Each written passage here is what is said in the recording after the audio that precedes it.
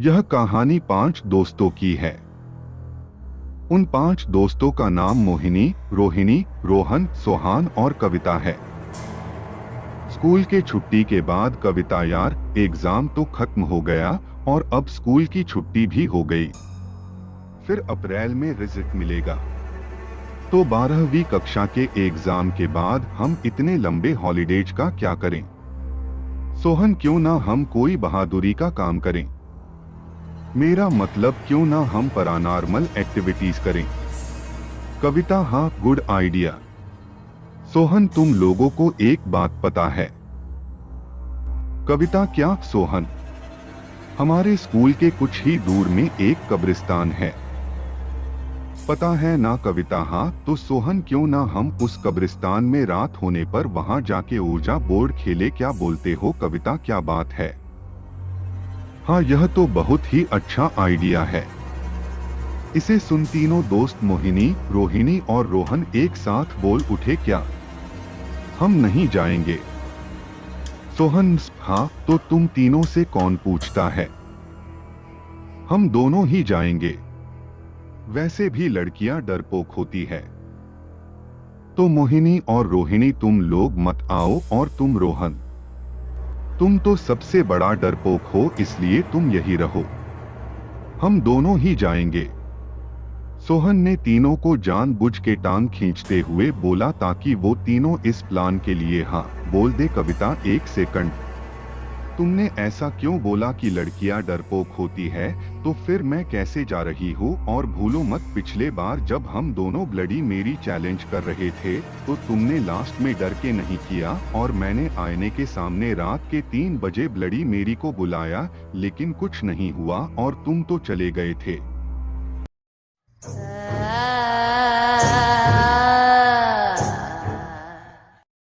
ऐसे कहने पे सोहन ने कविता को इशारे से समझाया कि ताकि वो तीनों इस प्लान के लिए हाँ बोल दे और वो 5 मिलके कब्रिस्तान में रात में जा सके। यह समझते ही कविता बोलने लगी, हाँ सोहन, तुमने सही कहा। वो रोहन जो है वो कुछ ज्यादा ही डरपोक है, सिर्फ पढ़ाई में अच्छा है और कुछ नहीं, और मोहिनी और रोहिणी दोनों ही डरपोक है। ऐसे कहने पर उन तीनों ने कहा, ठीक है, हम जाएंगे और हम बिल्कुल भी डरपोक नहीं हैं। कविता, तो ठीक है, आज रात 12:30 बजे तैयार रहना। हम लोग कब्रिस्तान में जाएंगे और वहां जाके ऊर्जा बोर्ड भी खेलेंगे। रोहन, तुम्हारे माथे से पसीना क्यों टपक रहा है? अगर डर लग रहा है तो मत आना। रोहन बोला, नहीं तो ठीक है, आज रात 12:30 बजे मिलते हैं कब्रिस्तान में। रोहिणी, पर हमारे पेरेंट्स को पता चल गया तो मेरी मम्मी तो मेरी जान ही ले लेगी। रोहन, हाँ, यह तो मैंने सोचा ही नहीं था। कविता, टेंशन मत लो, आज मेरे घर में कोई नहीं है। मेरे मम्मी पापा गांव गए हैं और परसों वापस आएंगे। तो फिर क्यों ना तुम तीनों मेरे घर आ जाओ। पेरेंट्स को बोलना कि मैं अकेली हूँ तो तुम तीनों मेरे घर में आ जाना। अब तो कोई टेंशन नहीं, तुम्हारे पेरेंट्स तुम्हें कुछ नहीं बोलेंगे। फिर तुम लोगे मेरे घर से कब्रिस्तान चलना, क्या बोलते हो सोहन? मस्त आइडिया है।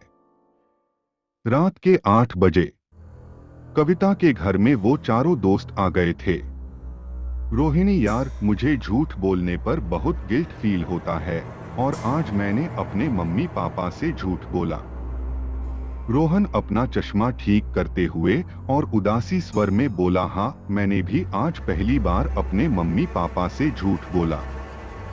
कविता, अरे झूठ कहाँ बोले तुम दोनों, सच में ही तो मेरे घर पे हो, इसको झूठ थोड़ी कहते हैं। फिर वो पांचों दोस्तों ने मिलकर खूब मजे किए। पहले डिनर किया, फिर एक हॉरर मूवी देखी। रात के 12:30 बजे वो पांचों कब्रिस्तान में पहुंच गए। रात के 12:30 बज रहे थे। कब्रिस्तान में बहुत सारी कब्र थी।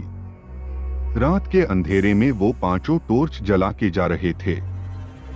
कब्रिस्तान के वहां अजीब सा माहौल बना हुआ था। बीच बीच में कुत्ते बहुत ही डरावने आवाज से भौंक रहे थे।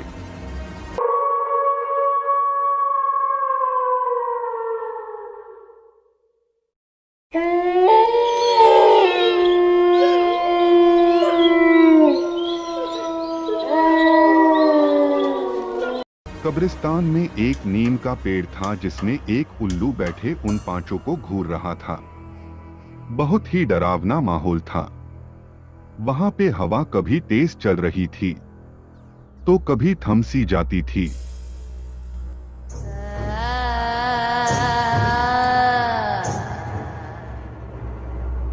सोहन आखिर आ ही गए हम कब्रिस्तान के पास। भाई रोहन अंदर जाएगा या यहीं से घर वापस जाएगा? रोहन मजाक उड़ा रहे हो मेरा? मैंने कब कहा नहीं जाऊंगा।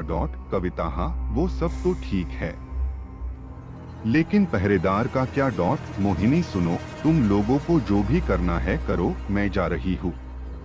कविता अरे रुको ना, डरपोक हो तुम। जाना ही था तो आई ही क्यों? आत्मा वत्मा कुछ नहीं होती। डरपोक कहीं की सोहन, लेकिन पहरेदार का क्या? कविता पैसा दे दो। रोहिणी सुनो यार, तुम लोग जो भी कर रहे हो सब ठीक नहीं है, और वो पहरेदार अगर ऑनेस्ट होगा तो रोहन हाँ, रोहिणी ने सही कहा। कविता तुम दोनों चुप करोगे? पता नहीं क्यों तुम दोनों इतने अच्छे हो, लेकिन कभी कभी मुझे तुम पर गुस्सा आता है। मोहिनी हाँ मुझे भी। सोहन तुम लोग उन दोनों पे गुस्सा करते हो या जलन? यह सुन मोहिनी और कविता दोनों सोहन को अजीब से घूरने लगी। सोहन भूत क्या देखना है? तुम दो चुड़ैले को देख के ही हम डर गए। यह सुन रोहिणी और रोहन दोनों हंस पड़े कि तभी अचानक सोहन के कंधे पे कोई पीछे से हाथ रखता है। ऐसा होने पे सोहन थोड़ा डर गया, और जब पीछे मुड़कर देखने पर एक 60 वर्ष का बुढ़ा खड़ा हुआ था जिसकी शक्ल बहुत अजीब सी थी। वो अजीब सा बुढ़ा पहरेदार था। पहरेदार कब्रिस्तान में तुम बच्चे क्या कर रहे हो इतने रात में?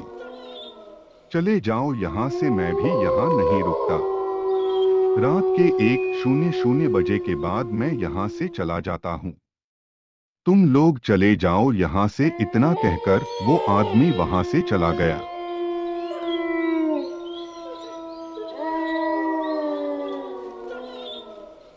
इस भाग में बस इतना ही। आगे की कहानी सुनाने के लिए हमारे हिंदी हॉरर स्टोरी चैनल को सब्सक्राइब करें। धन्यवाद।